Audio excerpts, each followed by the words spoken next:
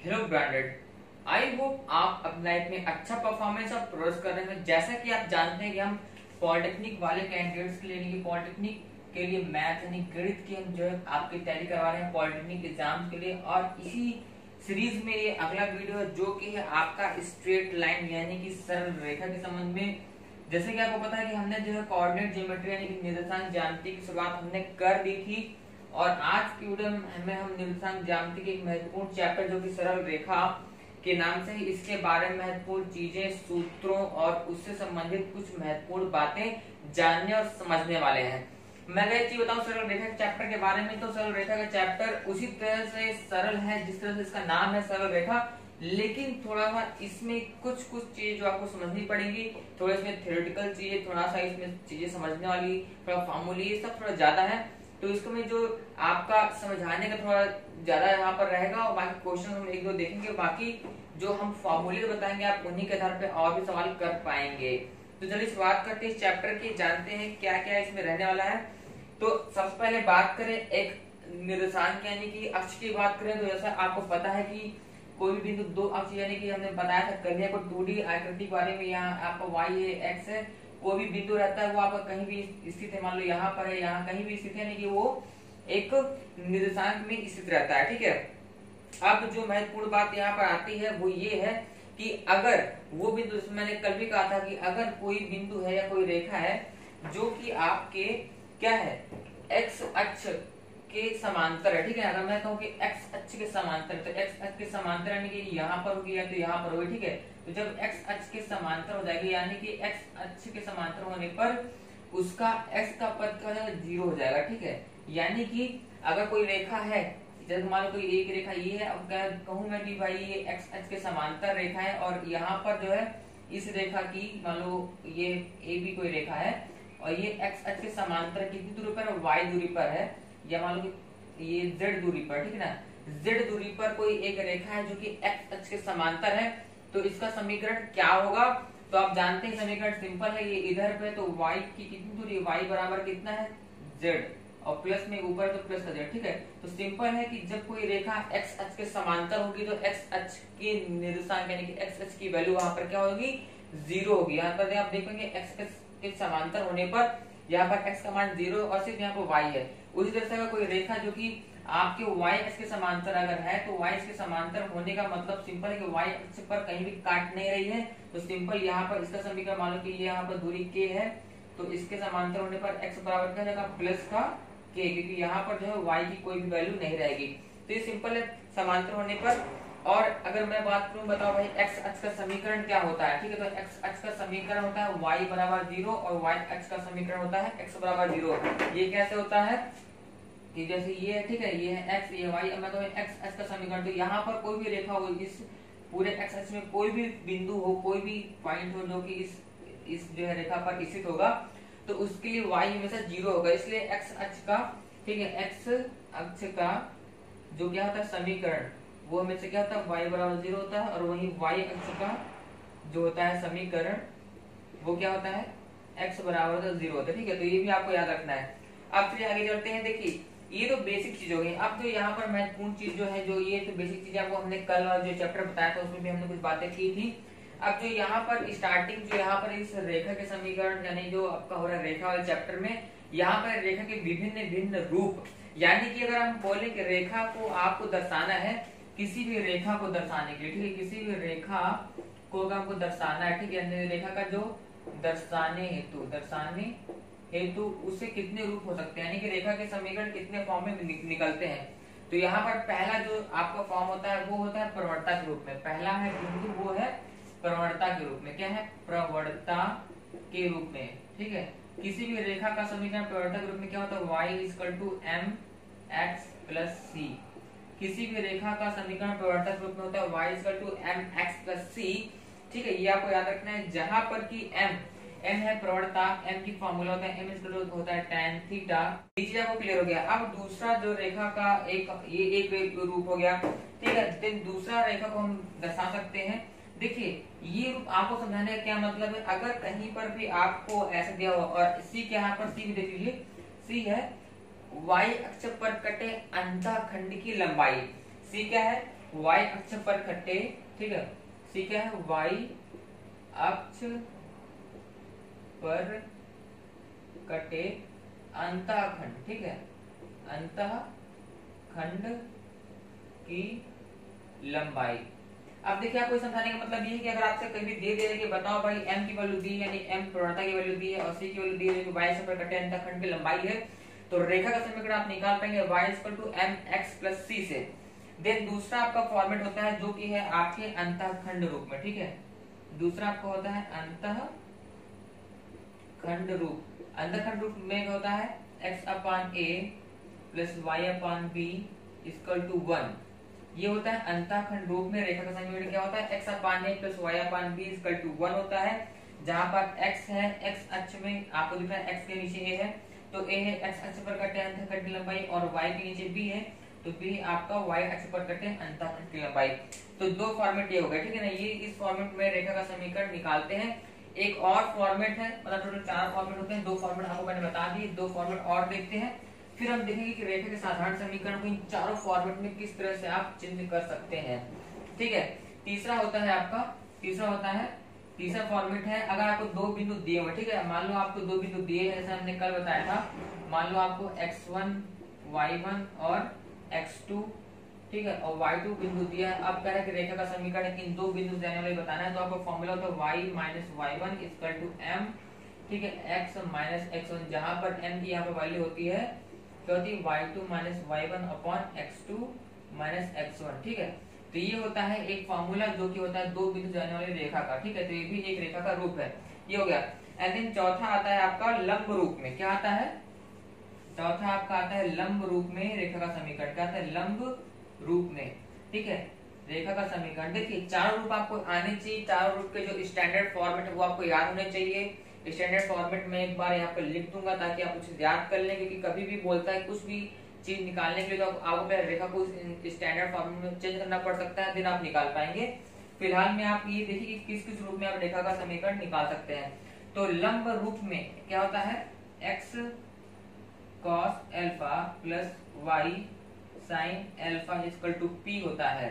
लंब रूप में x cos alpha plus y sin alpha = p होता है। यहाँ पर जो है कैसे बनता है, इसमें जैसे ये है आपका कुछ, ठीक है, निर्देशांक दिया हुआ है, और ऐसे कोई रेखा है, मान लो ये ए बी कोई रेखा है, और इस बिंदु, इस सेंटर से, ठीक है, इस बिंदु पर एक लंब डाला गया है जिसकी लंबाई p है, और ये यहाँ पर x अक्ष के साथ, ठीक है, आपके यहाँ पर ये कोण बना रही है, L बना रही है, ठीक है। तो अगर इस तरह से कंडीशन बनती है, ठीक है ना, ये आपकी x अक्ष बना रही है, अल्फा कोण बनाती है, और p दूरी है, यानी कि p आपकी क्या है, ये लंब की लंबाई, यानी सेंटर से जो लंब यहाँ डाला गया है उसकी भी दूरी p है।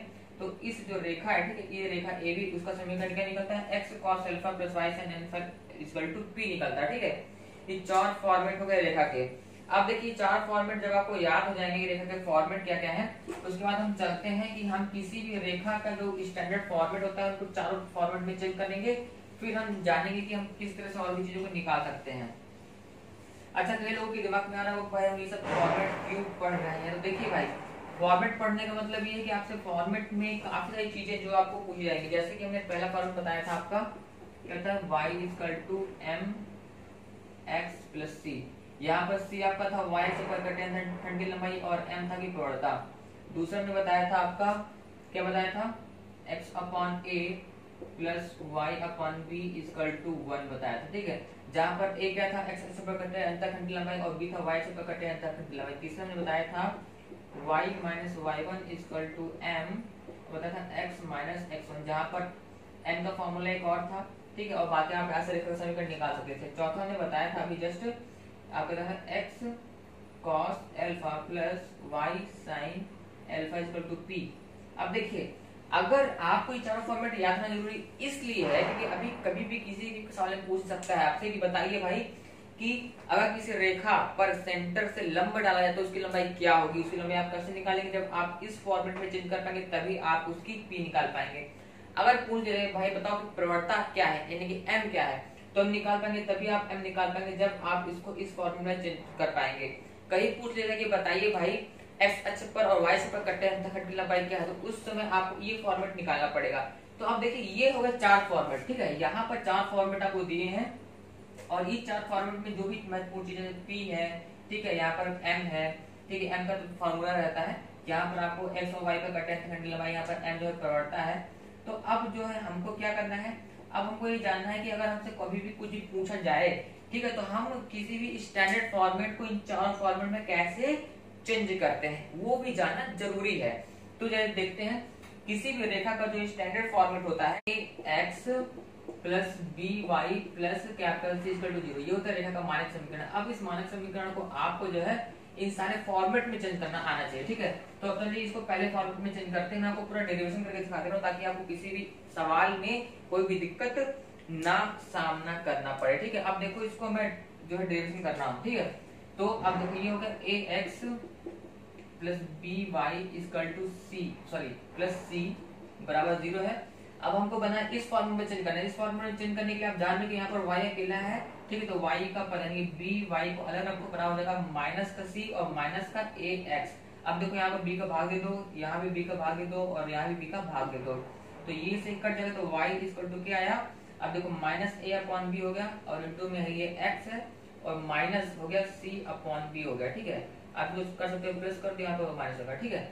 तो यहाँ पर आप इसका तुलना करो, तो m बराबर क्या रहा है, m बराबर है आपका ये है माइनस a अपॉन b और c बराबर है माइनस c अपॉन b, यानी कि m यानी कि प्रोडक्ट का फार्मूला होता है माइनस, अब देखो ये जो है माइनस a अपॉन b, तो a क्या है x का गुणांक, ठीक है, तो माइनस x का गुणांक बटे, ठीक है। अब b क्या है, b है आपका y का गुणांक, ठीक है, तो y का गुणांक, ठीक है।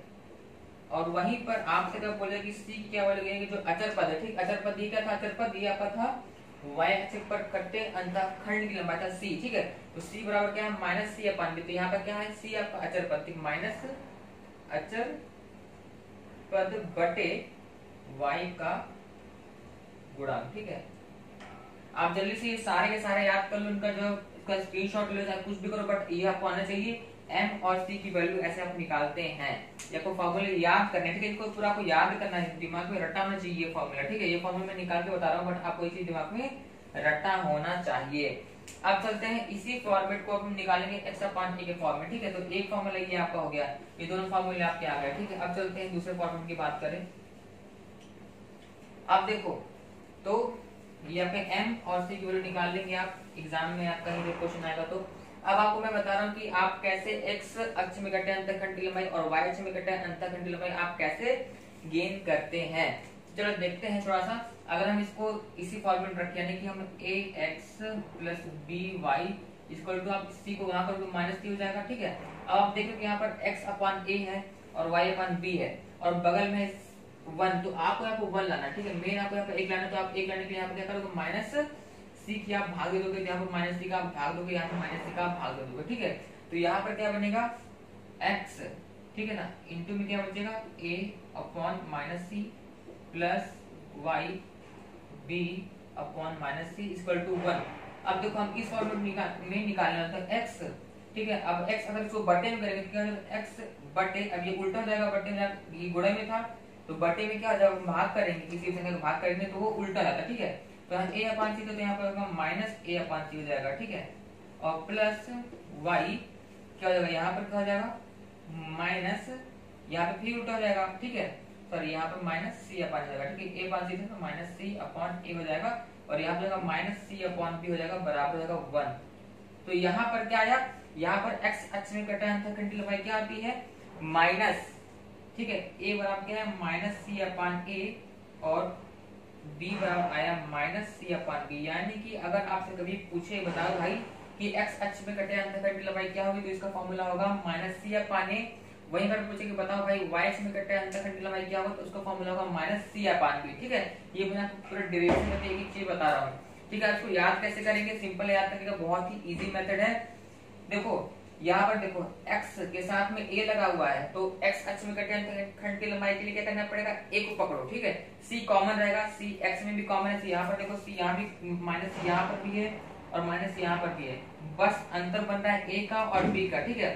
तो जब a के लिए आप क्या करोगे, a क्योंकि आप x के साथ में a है तो यहाँ पर a कर दिया और y अक्ष के साथ में b है तो यहाँ पर b कर दिया।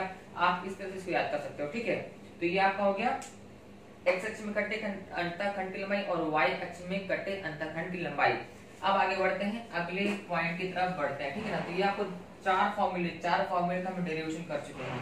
अब चलते हैं अगले फॉर्मूले की तरफ। अगला आपका जो है, ये तो आपका सीधे फॉर्मूला ही है। जो अगला पॉइंट आपका ये आ रहा है, ठीक है, यानी कि अब हमको चेंज करना है उसको x cos alpha plus y sin alpha के पदों में। तो यहाँ पर इसका तो आप देख रहे हैं p देख रहे हैं, तो आप चलिए करते हैं इसको। तो हो गया a x plus b y equal to c को वहां का तो माइनस c हो जाएगा। अब जरा देखने वाली बात है यहाँ पर, जरा समझो कि आपको निकालना है यहाँ पर x cos अल्फा, यानी कि x का पद ये सो करना है cos अल्फा और sin अल्फा करना है, ठीक है। तो इसलिए आपको क्या करना पड़ेगा, थोड़ा दिमाग लगाओ। यहाँ पर हम क्या करेंगे, अंडर रूट, क्या करेंगे हम, under root a square plus b square का यहाँ पर हम भाग देंगे। क्या करेंगे, under root a square plus b square का यहाँ पर भाग देंगे यहाँ पर, ठीक है। उससे क्या होगा, उससे हमारा यहाँ पर एक जो है, हमको यहाँ पर एक पद निकलेगा और यहाँ पर एक के फॉर्मेट मिलेगा। अब कोई सोच रहा होगा, बता होगा कि हमने इसका जो है इसका भाग क्यों दिया। तो जरा देखो, अगर आपका ये दिया हो, ठीक है, अगर आपका ऐसा दिया हो, ठीक है, अगर यहाँ पर हम मान लो a है और b, ये जो लंबाई होगी क्या होगी, a square plus b square होगी, ठीक है। तो एक हम टेंजेंट यानी कि जो कर्ण के फॉर्मेट में इसको ले रहे हैं, ठीक है, जहाँ पे दोनों हम निकाल पाएंगे। इसमें हम a square plus b square का अपना जो है भाग देने वाले हैं, ठीक है। तो चलिए a square plus b square का भाग दे देते हैं।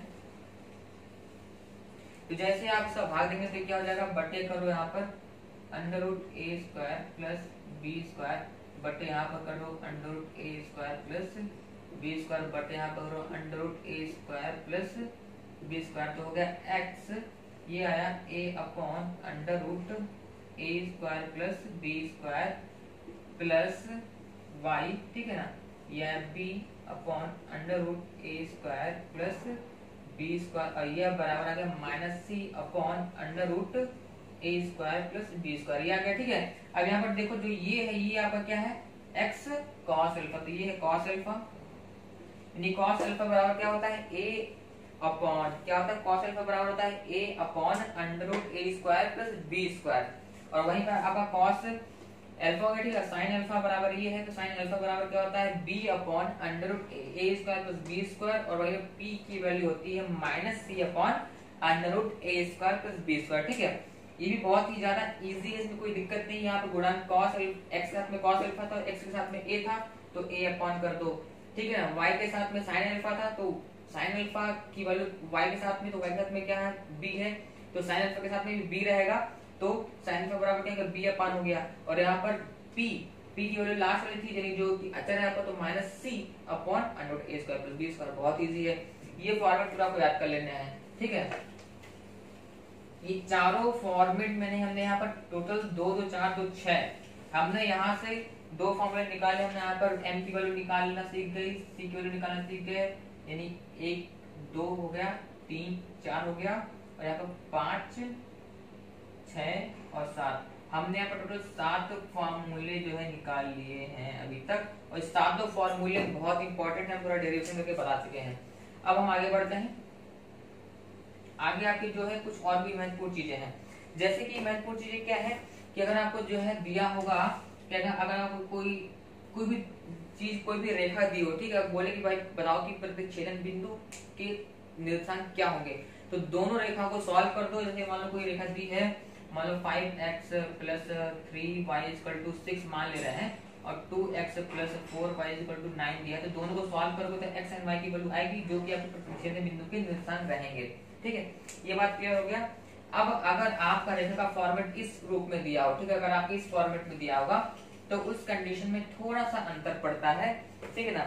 अगर आपको इस फॉर्मेट में कोई रेखा का समीकरण दिया होगा, यानी कि ax plus by plus c बराबर 0 के फॉर्मेट में दिया हुआ, तो उस समय कि भाई बताना है हमको कि जो रेखा, ठीक है ना, दो रेखा है, उनके प्रतिच्छेदन बिंदु के से जाने वाले रेखा का समीकरण अगर निकालने के लिए बोलता है तो उसका एक फॉर्मेट क्या होगा, हम उसकी बात कर रहे हैं, ठीक है। जैसे मान लो कोई बिंदु है आपका है a1x plus b1y equal to c1 दिया है, नहीं प्लस c1, ठीक है ना, प्लस c1 इक्वल टू 0 है। और दूसरा आपको एक रेखा दी a2x plus b2y plus c2 बराबर 0 दिया है। इस तरह से दो आपकी जो है रेखाएं का समीकरण दिया है। आप बोले बताओ कि दोनों रेखाएं जहां पर काटती हैं, इस बिंदु से होकर जाने वाले रेखा का समीकरण कैसा रहेगा, तो इसका समीकरण का फॉर्मूला क्या होता है, a1x plus b1y plus c1 plus alpha, ठीक है, alpha a2x plus b2y plus c2 equal to 0, ठीक है। ये होता है ये स्टैंडर्ड रेखा का एक जो है समीकरण होता है। अगर प्रतिच्छेदन बिंदु से जाने वाले जो रेखा का समीकरण का स्टैंडर्ड फॉर्मेट लिया जाता है, ठीक है। जब आप हम आगे जो सवाल जब सॉल्व करवाएंगे तब कोई सारी चीजें क्लियर होती चली जाएंगी, कोई टेंशन लेने की बात नहीं है। बस आपको जो सारे बेसिक चीजें बता दे रहा हूँ। अब यहाँ पर हम बात करने वाले थोड़ा सा इम्पोर्टेंट चीजों की, कि अगर दो रेखाएं आपस में समांतर हैं और दो रेखाएं अगर आपस में लंबवत है तो उस कंडीशन में हम कैसे पता करते हैं, ये बहुत ही महत्वपूर्ण बात है। क्योंकि देखिए मैं बताना चाहता हूँ आपको प्रवणता, जो हमने प्रवणता अभी जो है हमने m की एक फॉर्मूला में हमने एक m निकाला था प्रवणता में, वो तो सिर्फ आपकी एक रेखा की प्रवणता tan अल्फा रहती है, ठीक है, उसका फॉर्मूला हमने निकाला हुआ था, एक आपको फॉर्मूला हमने यहाँ निकाल के बताया था m इक्वल टू क्या होता है, ठीक है। बट अगर दो रेखाएं होंगी तो उनका प्रवणता मालूम m है और एक रेखा की प्रवणता है m1 और दूसरी की है m2। अब बोले कि हमसे पूछना है कि बताओ भाई कि दोनों रेखाएं यानी कि जिसकी प्रवणता m1 है दूसरी रेखा जिसकी प्रवणता m2 है, बोलेंगे दोनों रेखाएं समांतर हैं या लंबवत हैं, ये कैसे पता करेंगे आप? तो उसके लिए क्या करेंगे, आपके पास एक फॉर्मूला रहता है, वो क्या रहता है, m इक्वल टू होता है m1 माइनस m2 अपॉन, या प्लस माइनस रहता है, यहाँ पर प्लस माइनस रहता है, ठीक है ना। m1 माइनस m2 अपॉन होता है 1 प्लस m1 इंटू m2 होता है, ठीक है। ये होता है प्रवणता का समीकरण और ये होता है tan अल्फा के बराबर, जो हमने बताया था आपको। ये है एक समीकरण जिससे कि आप दो रेखाएं आपस में काट रही हैं या समांतर हो, आप इस फॉर्मूले से निकाल पाते हैं। कैसे निकाल पाते हैं मैं बताता हूँ आगे, ठीक है। और इतना तो क्लियर हो गया। और जो आपका m रहता है, ठीक है ना, m अभी आपने फॉर्मूले में निकाला हुआ था, m का डेरिवेशन आपने अभी किया था, ठीक है। तो m का फॉर्मूला क्या रहता है, माइनस क्या रहता है, formula minus a upon c रहता है, और ठीक है ना, जो m का फॉर्मूला होता है m, देखो m किसका x का गुणांक है तो माइनस a अपॉन c होता है, और आपका c का होता है माइनस b अपॉन c होता है, ठीक है। तो ये आपका तो एक m का जो फॉर्मूला जो हम निकाला था पहले वाले फॉर्मूले में रखते तो वो m का फॉर्मूला था, बट अभी यहाँ पर हम m equal to tan theta से इसको निकालते हैं, जानते हैं। तो यहाँ पर tan थीटा समझो, tan थीटा अब अगर समांतर है, ठीक है, समांतर है अगर तो थीटा वाला क्या होगा, 0 होगा। तो tan थीटा यानी कि tan 0 बराबर 0 होता है, 0 बराबर क्या हो गया, m1 प्लस माइनस से छोड़ दो, ठीक है। अभी प्लस माइनस कुछ भी होगा तो 0 के प्लस माइनस में वो 0 मतलब कि कुछ भी नहीं रहेगा, m1 minus m2 upon 1 plus m1 into m2 होता है, ठीक है। अब देखो ये ऐसे गुणा करेगा, इधर गुणा करेगा तो क्या हो जाएगा, m1 minus m2 equal to 0 बचेगा, ये तो यहाँ गुणा करके 0 जाएगा, ठीक है। तो यहाँ पर क्या होगा, m1 बराबर m2, यानी कि अगर दो रेखाएं आपस में समांतर है तो उनकी प्रवणताएं आपस में बराबर होती हैं। ये चीज बहुत ही इंपॉर्टेंट है, आपको याद कर लेना है, ठीक है। चलिए दूसरी चीज देखते हैं, ये कोई चीज क्लियर हो गया। अब अगर दूसरी चीज क्या है, अगर दोनों लंबवत है, ठीक है, लंबवत होने पर क्या होता है, tan 90 बराबर होता है इनफिनिट बराबर होता है 1/0 होता है। तो देखो 1/0 कर दोगे बराबर क्या होगा, ध्यान देखना, ठीक है, m1 minus m2 upon 1 plus m1 into m2। अब देखो यहाँ से गुणा करेगा, यहाँ गुणा करेगा तो यहाँ पे 0 जाएगा, तो 0 बराबर क्या हो गया, 1 प्लस m1 इंटू m2। तो m1 इंटू m2 की जो वैल्यू आएगी वो कितनी आएगी, -1। यहाँ आएगी, यहाँ पर वैल्यू, इसकी वैल्यू आएगी m1 इंटू m2 बराबर आएगी -1। यानी कि अगर दो रेखाएं आपस में अगर लंबवत हैं तो उनकी प्रवणताओं का गुणनफल हमेशा क्या होता है, -1 होता है, ठीक है। ये भी एक दो फार्मूला, अगर दो रेखाएं आपस में समांतर है तो उनकी प्रवणताएं आपस में बराबर होंगी, अगर दो रेखाएं आपस में लंबवत है तो उनकी प्रवणताओं का गुणनफल हमेशा -1 रहता है, ठीक है। ये पॉइंट आपको समझ लेना इस तरह से। तो ये आपके 4 फॉर्मेट हो गए, उससे जो काफी सारे फॉर्मूले निकल आए। अब देखिए यहाँ पर कुछ और भी फॉर्मूले हैं जो आपको यहाँ पर स्क्रीन में दिख रहे होंगे, ठीक है। तो मैं इसको थोड़ा क्लियर कर देता हूँ व्हाइट बोर्ड पर। रेखा मान्य समीकरण आपको याद रखना इसी तरह से, ठीक है, ये बहुत ही इंपॉर्टेंट है, ax + by + c = 0 का। अब यहाँ पर हम कुछ तो सवाल सॉल्व करने की कोशिश करते हैं। बाकी इस चैप्टर में दो रेखाओं के बीच जो लंब है उसकी लंबाई जो हमने यहाँ पर निकाली थी, ठीक है ना, minus C upon under root a square plus b square, वो इस सब चीजें यहाँ पर भी आप कुछ, जैसे कि हमने कहा अभी पढ़ा था कुछ देर पहले समांतर रेखाओं के लिए, तो उसी संबंध में अगर कोई रेखा आपकी जो है कि क्या है a x plus b y plus c equal to 0, वो ये रेखा है, अगर कहा जाए कि इस रेखा के समांतर रेखा का समीकरण क्या होगा, तो उसके रेखा का समीकरण होता है a x plus b y plus के इक्वल टू 0, यानी कि यहाँ पर जब भी किसी रेखा के समांतर रेखा का समीकरण बोलेगा तो आपको पता है कि m तो चेंज नहीं होगा क्योंकि m1 बराबर m2 था, अभी हमने कुछ देर पहले आपको निकाल के बताया था tan थीटा के साथ में, ठीक है, तो m1 बराबर m2 रहता है। इस कारण से यहाँ पर आपकी x के साथ और y जो है जो भी संख्या वो चेंज नहीं होती है, प्लस के जो इसका अचर होता है वो लग जाता है और बराबर 0 जाता है, ठीक है, ये समांतर रेखा का समीकरण। लेकिन अगर वही बात होगी अगर लंब रेखा का समीकरण, यानी कि अगर इस रेखा के लंबवत रेखा का समीकरण क्या होगा, तो वहां पर क्या करना है, सिंपल ध्यान रखो x और y के गुणांक आपस में इंटरचेंज हो जाएंगे और बीच में यहाँ पर अगर प्लस है तो यहाँ पर जो माइनस हो जाता है, क्या हो जाता है, x और y के दोनों के गुणांक इंटरचेंज हो जाएंगे और बीच में प्लस जगह पर क्या हो जाएगा, माइनस हो जाता है। तो क्या हो जाएगा यहाँ पर लंब रेखा का समीकरण क्या हो जाएगा, बी एक्स माइनस क्या हो जाएगा a y plus c equal to 0 हो जाएगा, ठीक है, b x minus a y plus c equal to 0। अब यहाँ पर प्लस पी जो है वहां पर आप जो भी गुणांक रहेगा, जैसे यहाँ पर के था गुणांक, वैसे यहाँ पर मान लो के है या k1 है तो यहाँ k1 हो जाएगा, ठीक है, तो ये है आपका लंबवत रेखा, ठीक है, लंब रेखा का ये है आपका क्या रहेगा, ये रेखा का समीकरण रहेगा, ठीक है। तो अगर कोई रेखा का समीकरण दिया है तो उसके समांतर रेखा का समीकरण आप निकाल लेंगे, उसके लंब रेखा का समीकरण आप यहाँ से निकाल लेंगे। आप देखिए बात करते हैं दो रेखाओं के बीच की दूरी, ठीक है, दो रेखाओं दो बिंदु के बीच की दूरी हमने कल पढ़ा था, क्या होता है फॉर्मूला उसका, हमने कल स्टडी की थी, दो रेखाएं अगर हैं तो उनकी बीच की दूरी क्या होती है, अंडर रूट में फॉर्मूला था, ठीक है, उसको आप पिछले वाली वीडियो को देख लीजिएगा, under root y2 minus y1 का whole square plus x2 minus xn का होल स्क्वायर था, दो बिंदुओं के बीच की दूरी। बट यहाँ पर दो रेखाओं के बीच की दूरी अगर निकालने को बोलेगा तो आप कैसे निकालते हैं, ठीक है, तो दो रेखाओं के बीच की दूरी ध्यान रखेंगे थोड़ा सा, ठीक है, अगर आपको, ठीक है, दो रेखाएं हैं, अब उसमें एक कंडीशन है, दो समांतर रेखाएं, ठीक है ना, दो समांतर रेखाओं के बीच की दूरी, दो समांतर रेखाओं के बीच की दूरी, इसका फॉर्मूला क्या होता है, c1 minus c2 upon under root a का स्क्वायर प्लस b का स्क्वायर, ठीक है, क्या होता है c1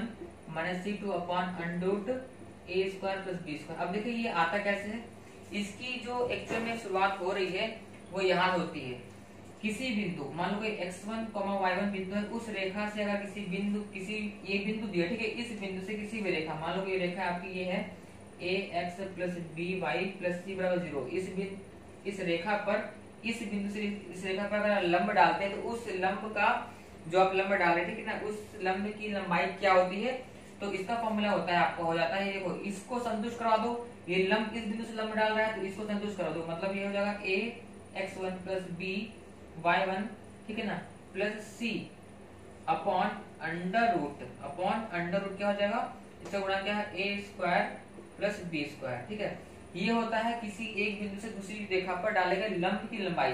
अब अगर यही बिंदु पर मूल बिंदु हो जाएंगे तो यहाँ पर क्या हो जाएगा, यहाँ पर हो जाएगा 0 हो जाएगा, क्योंकि यहाँ पर x1 इंटू a हो रहा था तो 0 हो जाएगा, 0 इंटू a हो जाएगा, यहाँ पर फिर 0 हो जाएगा इंटू b हो जाएगा, तो यहाँ पर क्या हो गया c अपॉन अंडर रूट हो गया a square plus b square हो जाएगा। अब देखो तो ये आपका आ गया, ये क्या है, ये है आपका मूल बिंदु से किसी रेखा पर डाले गए लंब की लंबाई, ये है मूल बिंदु से किसी रेखा पर डाले गए लंब की लंबाई, ठीक है ना, ये आपकी आ गई। अब जरा देखने वाली बात है, थोड़ा समझने वाली बात है कि अगर एक c1 upon under root a square plus b square है, अगर वही दो रेखा है, जैसे मैंने कहा था दो समांतर रेखाओं के बीच की दूरी आती है c1 माइनस c2 रहती है, वो कैसे आता है उसको थोड़ा फिगर्स के थ्रू समझने की कोशिश करो, ठीक है, जैसे कि आपका ये है आपका निर्देशांक, ये है पॉइंट, ये है एक रेखा, ये रेखा, ठीक है, मान लो ये रेखा AB है और ये रेखा CD है, ठीक है। अब देखो ये जो दूरी है इस O से इस रेखा के बीच की दूरी C1 है और यहीं पर इस रेखा यानी O से इस दूसरी की दूरी जो है आपका C2 है, ठीक है, ये आपका C2 है, तो यहाँ पर इन दोनों के बीच की दूरी क्या हो रही है, C2 माइनस C1 हो रही है, हो रही कि नहीं, यानी कि दोनों की जो केंद्र से लंब दूरियां हैं उनका अंतर, दोनों की लंब दूरियां केंद्र से जो है उनका अंतर दोनों के बीच की दूरी होती है। ठीक है, सिंपल समझो है ना, ऐसे दिया हुआ हमको ये दूरी दी है, मान लो P है, ये दूरी दी है Q है, तो ये दूरी क्या हो जाएगी, Q माइनस P हो जाएगी। तो बस वही तो भाई, लंब की दूरी, लंब के बीच का अंतर।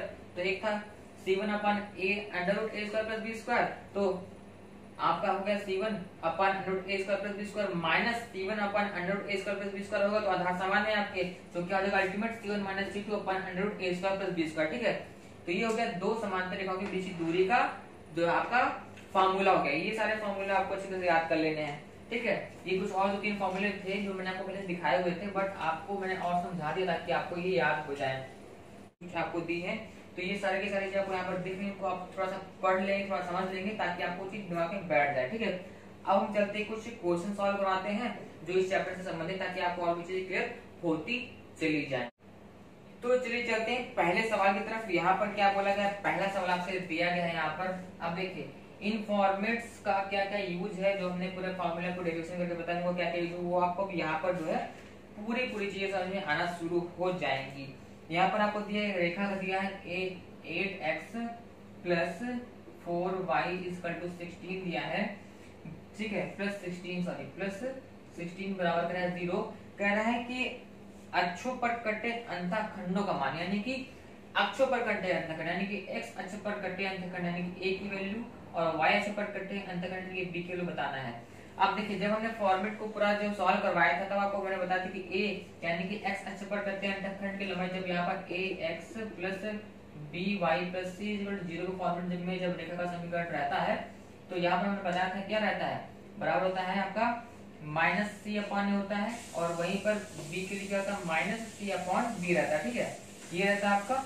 ठीक है, तो बस आप याद रखो, तो माइनस कर दो। ठीक है, अब देखो माइनस सी की वैल्यू यहाँ पर 16 है, तो माइनस 16 अपॉन ए की वैल्यू आप यहाँ पर 8 है, और यहीं पर ये आपकी माइनस सी की वैल्यू 16 और बी की वैल्यू है आपकी 4, तो 4 हो गया, तो 8 दूनी 16 हो गया। यहाँ पर -2 एंड यहाँ पर अगर 4 तो 16 तो क्या -4, यानी कि ये आ गया आपका -2, -4 जो है इसका ऑप्शन नंबर 2। ठीक है, तो इस तरह से आप सॉल्व कर पाएंगे। जो फॉर्मूले मैंने डेरिवेशन करके बताए थे सारे इन फॉर्मेट में रख करके, वो सारे फॉर्मूला को यहाँ पर इस तरह से जो है एग्जाम्स में और क्वेश्चन में आपको यूज करने को मिल जाएंगे। ठीक है, ये चीज भी आपको क्लियर हो गया होगा। अब चलते हैं आगे बढ़ते हैं। ठीक है, पहला सवाल आपको क्लियर हो गया। देन अगला क्वेश्चन क्या कह रहा है, अगला सवाल कह रहा है कि उस रेखा की प्रवणता जो बिंदुओं 3,2 और -3,-2 से को मिलाती है क्या होगी। ठीक है ना, कह रहा है उस रेखा की प्रवणता, आपसे क्या पूछ रहा है, प्रवणता पूछ रहा है, किस रेखा की प्रवणता पूछ रहा है, जो कि दो बिंदु, क्या क्या दो बिंदु 3,2 और दूसरा है -3,-2। अब देखिए जब दो बिंदु दिए हों, ठीक है, अगर दो बिंदु दिए हैं उस संबंध में अगर आपको रेखा की प्रवणता पूछ रहा है, देखिए अगर आपको एंगल दिया था, ठीक है, तो आप ये tan थीटा निकालते, तो आप सीधे जो है एंगल से m का मान निकाल लेते, जो कि आपकी प्रवणता होती है। बट अगर दो बिंदु दिया तो इसके लिए फॉर्मूला क्या होता है, y2, क्या होता है इसका formula, y2 minus y1 upon x2 minus x1। ठीक है, इसका 2 होता है m। ये कहाँ से ना है, ये जो आपको तीसरा फॉर्मेट दिया था जहाँ पर हमने दो बिंदु जाने और रेखा का समीकरण निकाला था, वहां से इसका फॉर्मूला होता है m की वैल्यू ये रहती है। ठीक है, तो चलिए m बराबर क्या हो जाएगा, निकालिए y2 माइनस y1। तो आप देखिए y2 आप इसको x1 y1 x2 और y2 मानो। अब देखो y2 मतलब कि -2 माइनस y1 मतलब है कि 2, ठीक है, अपन x2 मतलब -3 और माइनस x2 माइनस क्या x1। ठीक है, तो -3 हो गया, क्या हो -4 तो इसका फॉर्मूला क्या हो जाएगा, मतलब इसका आंसर क्या हो जाएगा, माइनस माइनस कट जाएंगे, यहाँ पर हो जाएगा 2 से काटो 2 दूनी 4 2 3 6, तो इसका आंसर आएगा 2/3। ठीक है, तो यहाँ पर दो बिंदुओं जो आपको दी गई, दो बिंदु आपकी 3/2 और -3 -2, उसके साथ में जो आपका निकल रहा है रेखा की जो प्रवणता आपकी निकल जो कितनी आ गई, आपका आंसर आ गया 2,3 आ गया। ठीक है, चलिए आगे बढ़ते हैं, अगला सवाल देखते हैं यहाँ पर क्या पूछा गया है। सवाल है समांतर रेखाएं दी गई है, समांतर रेखाएं हैं जैसे कि यहाँ पर आपको दी गई है एक समांतर रेखा a x plus b y plus c equal to 0, ठीक है। और एक दूसरी रेखा दी गई के, यहाँ पर है a x plus b Y, ठीक है, प्लस डी बराबर 0 दिया है। कह रहा है कि इनके बीच की दूरी क्या होगी। तो जैसे कि अभी हमने आपको बताया था फॉर्मूला क्या होता है, C1 minus C2 upon under root a square plus b square. ये आपका होता था क्या, ये आपका था फॉर्मूला, ठीक है। अब अगर आप इस फॉर्मूले के थ्रू अगर देखते हो यहाँ पर, तो अल्टीमेट मतलब ये कि दोनों की सेंटर से दूर निकालना है, दोनों का 0,0 से दूर निकाल देना है और दोनों को घटा देना है, ठीक है ना। दोनों को निकालना है, दोनों को घटा देना है। तो हम इस मेथड से करते हैं, दोनों की सेंटर से दूर निकालते हैं, दोनों को घटाते हैं। तो देखो इस रेखा के लिए दूरी क्या होगी, सिंपल क्या होता है, हमने c upon under root x का गुणांक क्या है, मतलब कि x गुणांक a था तो a स्क्वायर हो गया, प्लस यहाँ पर y गुणांक b स्क्वायर, ठीक है, माइनस अब देखो यहाँ पर क्या होगा, यहाँ पर d है, ठीक है ना, तो d हो गया अपॉन अंडर रूट, ठीक है। अब यहाँ पर x गुणांक क्या रहेगा, यहाँ पर x गुणांक रहेगा a के रहेगा, ठीक है, k अंदर जाएगा तो a square k square plus k square b square, ठीक है, ये हो गया। अब थोड़ा सॉल्व करो तो क्या होगा, c upon under root a square plus b square minus d upon, अब देखो यहाँ पर k कॉमन आ रहा है तो k स्क्वायर हो जाएगा, कॉमन कर लोगे तो ऐसे बन जाएगा k स्क्वायर बाहर आ गया, क्वेश्चन में a square plus b square हुआ। अब k को आप कॉमन निकालो, ठीक है, तो बचेगा c upon under root a square plus b square minus d, तो ऊपर था, अब k बाहर आएगा, k हो गया बाहर, यहाँ पर हो गया अंडर रूट क्या हो गया a square plus b square, ठीक है। तो और क्या कॉमन आ रहा है, ये आ रहा है आपका under root a square plus b square common हो जाएगा, तो यहाँ पे बचेगा c minus d upon k, c minus d upon k। तो ये आ गया आपका आंसर जो कि है 20 का आपका ऑप्शन नंबर 2, ठीक है। तो आ गया आपका c minus d upon k और into 1 upon under root a square plus d square. अब देखो जो बेसिक चीज थी, अब देखो यहाँ पर अगर आप फॉर्मूले से सॉल्व करने की कोशिश करते हैं, थोड़ा सा आपको ज्यादा सोचना पड़ता है, थोड़ा आपको दिक्कत होती है, क्योंकि यहाँ पर जो है under root a square plus b square था, लेकिन वहां पर x और y दोनों की गुणांक a और b ही थे जो हमने फॉर्मूले बताए थे, बट यहाँ पर x और y दोनों की रेखाओं के लिए दोनों के गुणांक अलग अलग हो जा रहे हैं। यहाँ पर x गुणांक a है, बट यहाँ पर x गुणांक a और k है, यानी a इंटू k है। तो इस कंडीशन में आपको, इसलिए मैं जो डेरिवेशन इसलिए बता रहा हूँ ताकि अगर आपको फॉर्मूले से डिफर कुछ मिलता है तो आप उस डेरिवेशन के थ्रू करोगे तो देन आपको इजीली आंसर आ जाएगा, जिसका आंसर आ गया आपका 1 upon root a square plus b square into c minus d upon k, ठीक है। ये आपका फॉर्मूला, मतलब ये आपका आंसर आ गया, ठीक है। तो इस तरह से आपको जो है जो बेसिक चीजें को जो है यूज करना है और उस तरह से आपको सवालों को सॉल्व करते जाना है, ठीक है। यहाँ तक आपको क्लियर हो। यहाँ पर आपको जो दिया हुआ था फॉर्मेट, यहाँ पर क्या दिया था, y minus x plus 5 equal to 0 दिया था। अब आपको पता है कि m, ठीक है ना, m यानी कि आपका जो रहता है प्रवणता रहता है, जो झुकाव रहता है x अक्ष से, ठीक है ना, प्रवणता, उसका फॉर्मूला होता है माइनस x का गुणांक, ठीक है, बटे होता है कितना, y का गुणांक होता है, क्या होता है, माइनस x का गुणांक बटे होता है y का गुणांक, ठीक है। अब देखो तो यहाँ देखो माइनस x गुणांक तो माइनस 1 है, तो माइनस 1 हो गया, माइनस 1 नहीं हुआ, और y गुणांक कितना है 1, तो यहाँ पर आ गया 1। अब देखो m इक्वल टू होता है tan थीटा, तो tan थीटा इक्वल टू 1, तो tan थीटा 1 कितना होता है, tan 45 की वैल्यू होती है 1 होती है, ठीक है, तो थीटा वाला कितना गया 45। तो इस तरह से इसका आ गया कि इसका जो झुकाव है रेखा का x एक्सिस से वो कितना होगा, वो होगा आपका 45 डिग्री, ठीक है, क्लियर हो गया। तो इस तरह से आपको जो है फॉर्मूले का यूज करना है, जो हमने यहाँ पर बताया था प्रवणता के फॉर्मेट में क्या रहेगा, ठीक है ना, और अन्य फॉर्मेट में क्या रहेगा, वो आपको इस तरह से यूज करना पड़ेगा। तो ये वाला चीज आपको क्लियर हो गया होगा। एंड जो महत्वपूर्ण चीजें जो आपको बताई थी, चारों फॉर्मेट जो है आपको याद करने हैं, और इन फॉर्मेट के ऊपर जो भी हमने फॉर्मूला आपको बताया डेरिवेशन, वो सारे आपको डेरिवेशन से समझ लेने हैं और उनके फॉर्मूले निकालने हैं, ठीक है। तो इस तरह से कॉन्सेप्ट और कुछ इसके क्वेश्चंस, ताकि आपको कुछ कॉन्सेप्ट क्लियर हो पाए, क्वेश्चन के थ्रू हमने बता दिए हैं। तो आज की वीडियो में इतना ही, और अगर आपको वीडियो पसंद आई तो प्लीज वीडियो को लाइक करना मत भूलिएगा, साथ में फ्रेंड में शेयर कर दें, और इन वीडियोस के साथ ही आप पिछली वीडियो जहाँ पे कि हमने बहुत ही सारे चैप्टर मैथ खत्म करवाए हैं, घातांकों के सिद्धांत वाले, आपके समीकरणों का सिद्धांत हो गया, आपके समीकरण के डिफरेंट फार्मूले जो रहते हैं, ठीक है ना, उनके मूल्यों का योग, मूल्यों के गुणनफल के फार्मूले, ये सारे हम कंप्लीट करा चुके हैं। वो सारी वीडियो आप देख लें ताकि आपको एग्जाम में बेहतर ढंग से आप जो है नंबर ला सके और अच्छे रैंक ला सके। और जो भी कैंडिडेट हाई स्कूल की तैयारी कर रहे हैं, हाई स्कूल में हैं और पेपर देने वाले हैं, तो उनके लिए भी वीडियोस काफी ज्यादा इंपॉर्टेंट और यूजफुल रहने वाली हैं। तो thank you very much friend, हमारे वीडियोस देखने के लिए, हमको इतना प्यारा सपोर्ट देने के लिए। Thank you so much.